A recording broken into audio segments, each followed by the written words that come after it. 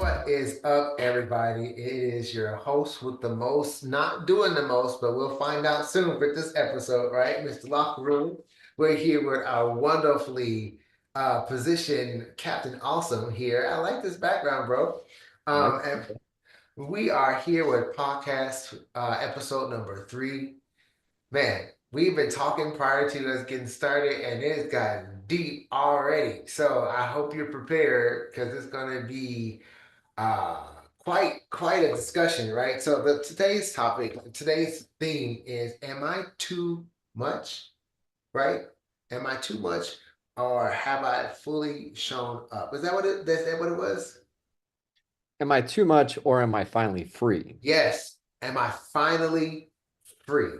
And I have to. I'm being very honest right now because this discussion, I want to make sure that it still stays family safe, so that way you can bring your teenagers and your kids into the discussion to help with all of that.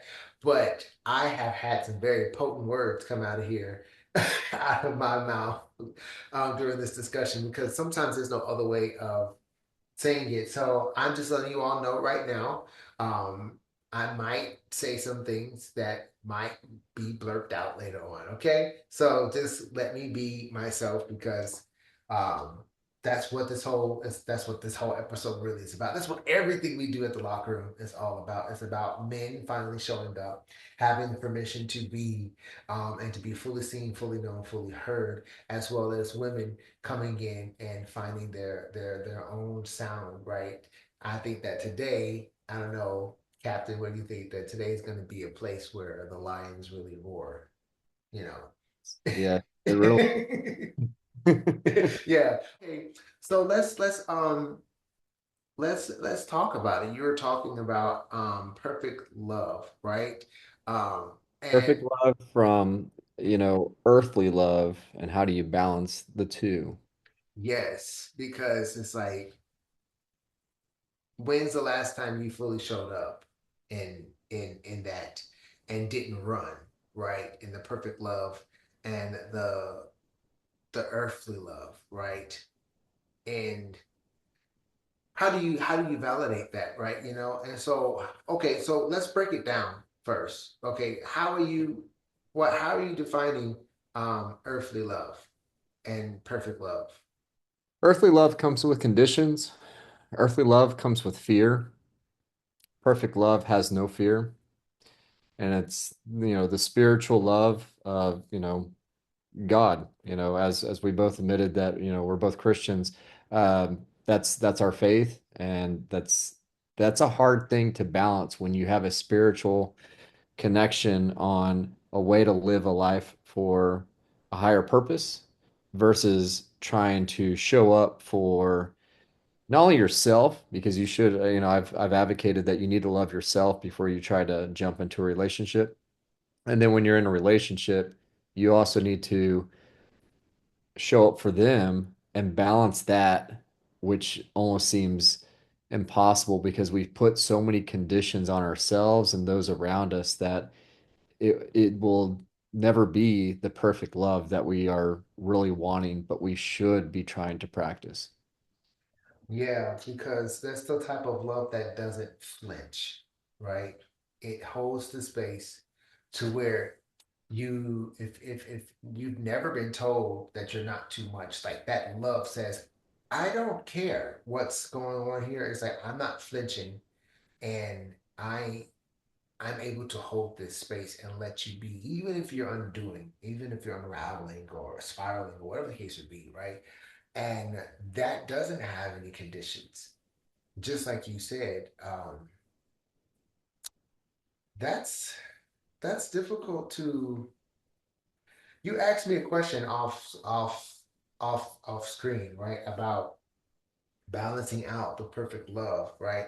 And just for those people who are listening, this isn't about having a relationship with God, right? We're using the idea of a love that only God has, that's purely unconditional, to talk about how that can be exemplified, if at all, in the world with men and women, whether platonically, emotionally, romantically. So, don't take it at like, we're not preaching to you.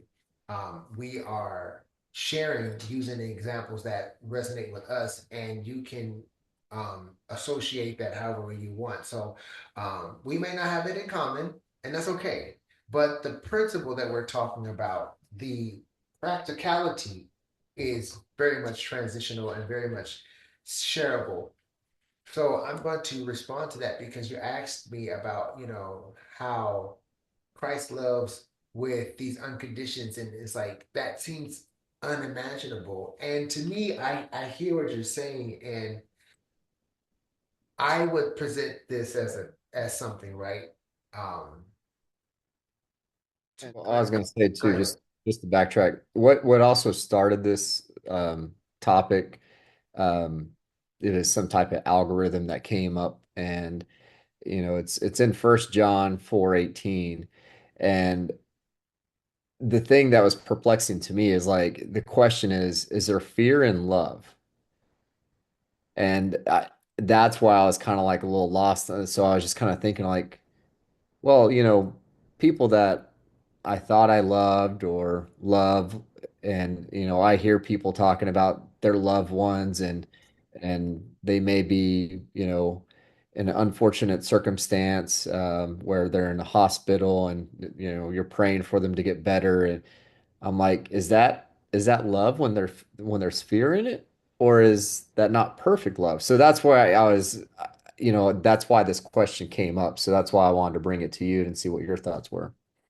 That's a good question because perfect love casts out fear. Perfect love doesn't have any of those things. It doesn't have doubts. It doesn't have desperation.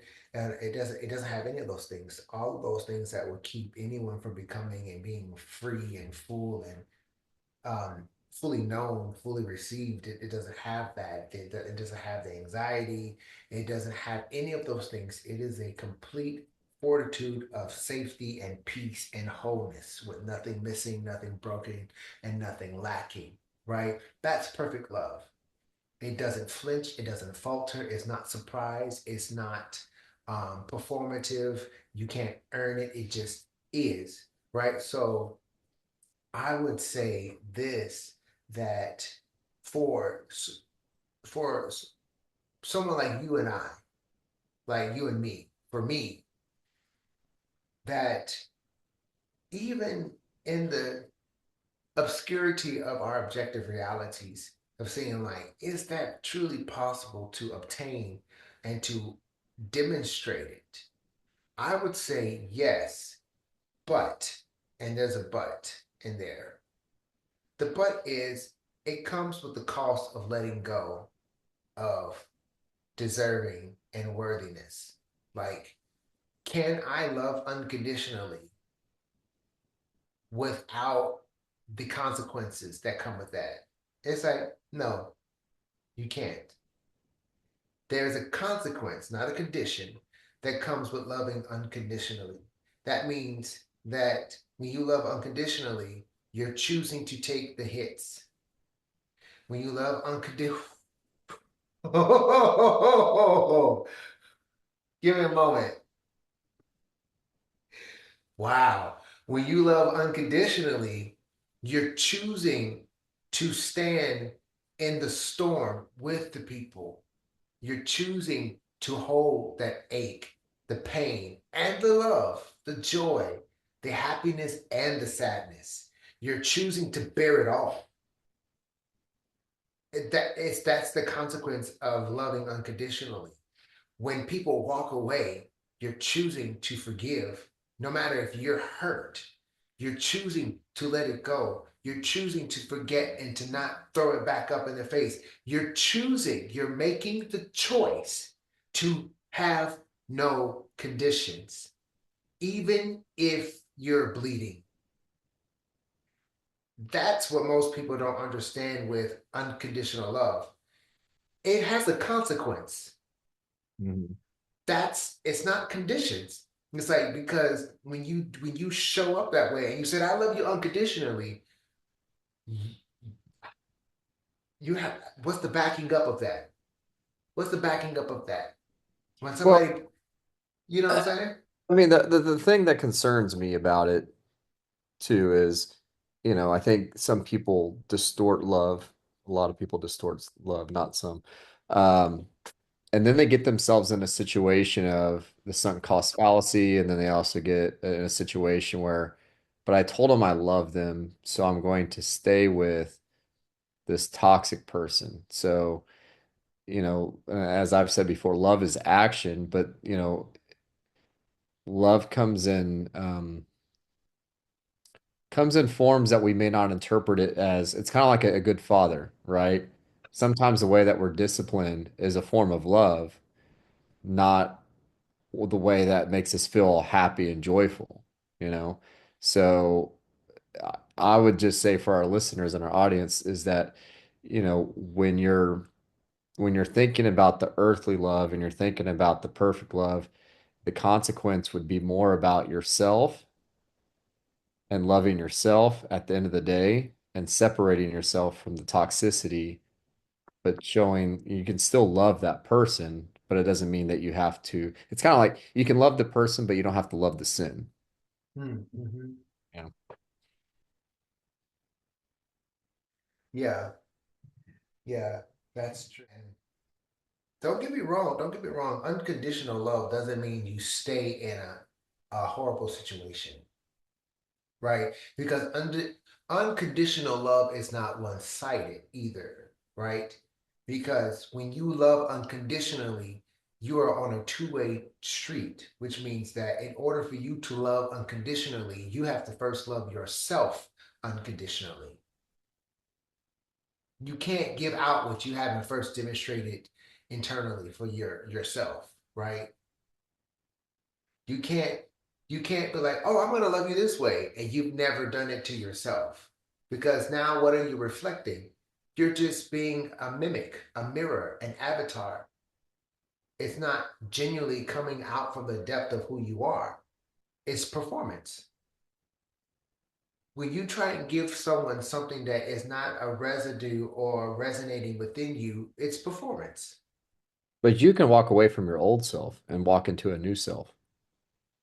Well, yeah, you can. I mean, that's the part of growing and maturing. When we leave from one glory to the next glory, we put on, we do this all the time, or at least I hope people are growing and developing and maturing, at least the locker room men. Why? Because locker room men always do it better. Always, right? Hands down. Challenge me if you want to. But we live that whole saying, truth, life, live, right? So when we're going from here to there, right? We just talked about. I just talked about this with you about my own real life situation with my own dad, who I love very much, right? He had reached a level to where he, he contributed to the capacity of what greatness is in me, and I had to go beyond what he could help me in, right? That doesn't mean that he failed. It just meant that I outgrew this and I needed to grow. Same thing with love, right? We don't get more love. The love we have expands, right? As we grow, our capacity to love grows. And so it's kind of like a catch 22.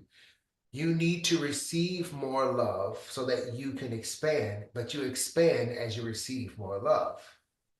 Both have to be working together. Like your ability to receive directly impacts your ability to give. How does that equate into the whole love language thing then?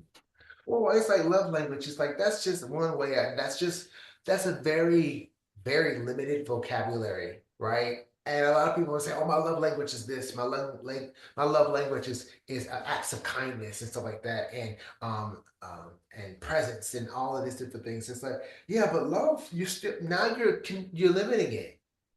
You're limiting it. You're limiting an expression of love to an act of kindness. Like, is Mhm. that the only way that you can be loved?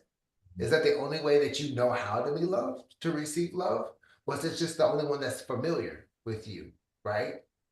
Because it's like when you truly are loved, and I was talking with a couple of guys about this the other day. Literally, um, there is an intimacy that comes when you're fully loved in a presence that surpasses any type of sexual gratification, right? It's no longer something that is sexual or in that type of physical connection because it's not needed anymore. You don't need to have this type of release in order to feel loved or have that type of connection and it still be intimate, right? And we were talking about that. And so it's like when you're truly loved in that capacity, now you're arriving to the type of love that God loves us with. And a lot of times that can be scary because when people are finding themselves on the cusp of that, they shrink, they back down because this is too much. This is too much, right? And so when you're talking about these love languages, it's like, you know, I like affection. I like physical touch, right? That's me. That's how I associate that I'm wanted and that people want me around or that they love me, right? That's not the only way, but that's the fastest way for me to know. It's like, and it's not just physical touch. It's like allowing me into the atmosphere, allowing me into the environment. Like physical touch can show up with trusting me with something, right? Not just touching me like this, you touched my mind, you touched my emotions, you touched my intellect by allowing me to see and witness something that you might have held back, but you allowed me to see it and just say, hey, I trust you with this. You're a safe place, right? And that some people that's what they look for, right? So that's a love language, and I'm just using myself as an example with that. So it's like these love languages, that's a good start, right? It's a really good starting place. But like how there's a song, "How Deep Is Your Love," right? How deep do you want this to go? Because love is like a bottomless pit. So when you talk about growing into a higher capacity of love, do you think there's like this imposter syndrome, almost like you've earned a position in corporation, but you feel like you haven't earned it just yet, but you've been given that title? I wouldn't say there's an imposter syndrome because I And then would say, where does the fear come from? Because as we were just talking about, perfect love has no fear, but then the earthly love would still have fear as you grow into it. Because if you're growing into your capacity and you're learning more about love, then why is there going to be more fear every time you keep growing? Or is it going to be less fear? well, it should be less fear. Like it shouldn't be fear at all, right? Because as you grow, it's an awareness, right? You become aware that you have surpassed one area and now you're going into another one. There's an unfamiliarity. But that's fear. Well, I That's wouldn't fear for necessarily. most people. Any type of because our brains are wired to be comfortable. That's why most people are in their own little box, their own little world. Well, I wouldn't say that that's fear because it's like being unfamiliar with something doesn't necessarily equate to fear, right? Like I'm aware, and in that split moment in the in between, I can make the choice of embracing the unfamiliarity or shrinking back. Because now you're like, I'm going to expand or I'm going to survive, right? I'm going to thrive and risk letting go for the sake of continuing the development. Now you're making the choice to not hold on to something that is no longer serving you, not in the sense of serving out of usury, but you have outgrown it. And it's time to let it go. It's time to spread. It's time to expand. So are you going to allow yourself to let it go or you're going to hold on to it, right? Because now you're approaching, and I literally just had this conversation last night with one of my buddies, right? Literally talking about when your fire burns so brightly and so potent that it starts to burn away the things that no longer can stay. Are you going to shrink back to hold on to it? Or are you going to let that continue to grow and whatever can survive that fire, that's what you hold on to, right? So when you start to expand and you start to let go and walk really into that love, that level of love that most people haven't really achieved or have witnessed, and they start to be like, whoa, it's like, I'm going to fully show up. This is me. I'm not going to back it down. So you are welcome to come with me, or if not, I'm not going to stay still to make it palatable or digestible for you. I'm not going to shrink back to make you comfortable when I'm growing. I'm not going to limit my becoming because you are undoing and becoming undone.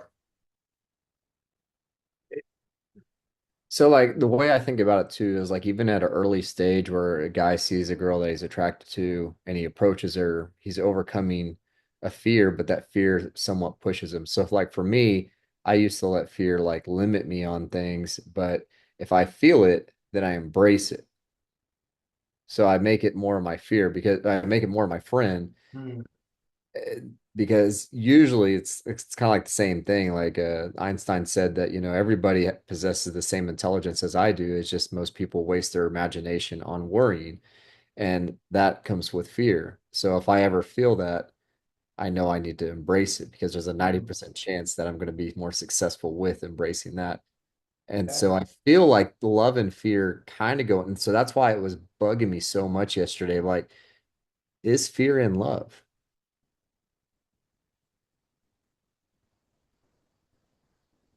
yeah, I would because it's like if you have love, then you fear can't exist there. So But I think, what but I mean, you hear about people like I'm afraid of like, you know, my child might not come back home, you know, because they're out at 10 o'clock at night. I'm talking about a child like a teenager, like, you know, they're out with their friends. Like there's that fear. Like you don't you trust more in the things and the people and the environment of this world than the higher power, you know? So like it's that's what's the dilemma that has kind of like, you know, it's that purpose of life question for me. It's just driving me insane. Like it's just, you know. No, I get what you're saying because it's like no, it's yeah, because it's like that's different than love, right? It doesn't mean that you don't love your child, right? And it doesn't mean that you don't love God. That's just a parent's concern about their child's safety.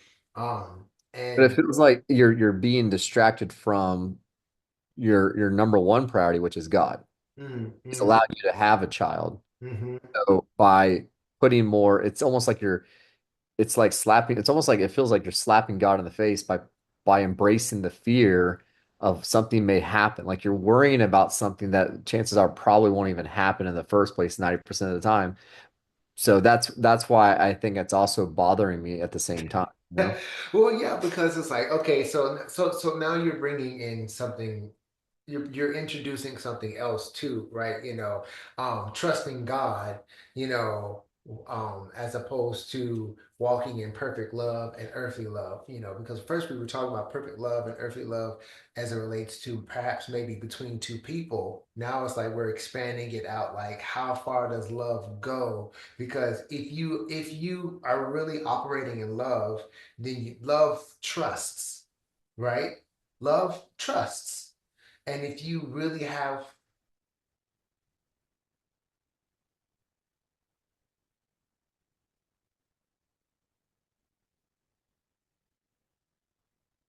yeah, love trusts. that just that just hit me. Um, if you say you love, if you say if you say you love and don't trust, then you don't love because Yeah. you can't trust what you don't love. So first John 4:19, we love him because he first loved us. Right. So if like going back to the whole child situation, it's like if you're in a love relationship, right? And since we're talking about God now, okay, you guys, we're talking about a relationship with God, and we're using this in principle, right? The same thing with the relationship you might have with someone else. If you have a relationship with God and and you're His, then you trust Him because you can't do anything about what your child is doing when they're not around you, even if they are around you, right? Certain things are just outside of your control. When you're with people, you can't control them. Like you may want to try, see how well that goes over, right? But I can't control your response. I can't control Captain Awesome's response to my what I'm sharing right here, right? I can only just be and hope for the best. Right? I can hope that the cards land where they're gonna land, like because it's like I know I feel it, right? So it's twice now I have just been hit and got undone by the presence of the truth, right? And normally people don't see that. I'm allowing myself to be seen, right? I am opening up and talking about these things, a lot of things that I have not talked about. He has not heard me talk about, right? So it's like, this is what trust does, right? When you have these relationships with people and you're saying you want them to grow and you're saying you want them to be developed, and now you're at the cusp of where truth has to be met with execution, right? Do you shrink back? Am I fully seen? Am I fully here? Or have I am I fully being free? Right? Is that love there able to hold all of who you are? That's exactly what we're talking about here. And I am fucking demonstrating it, right? I told you that word is coming. It's like there's no other way to say it that way, right? It's like because it's like I can either pull back and be like this is exposing. I don't mind being exposing, right? But I've never been this exposed with my friend here. So it's like this is me. And I'm like, okay. And I already told him, I said, bro, you know I don't filter a lot of stuff and I don't hide or shrink back. So it's like you're asking questions in this episode that is just going to pull the feralness out of me. And it's like, I'm gonna show up. So And that takes us to the next part.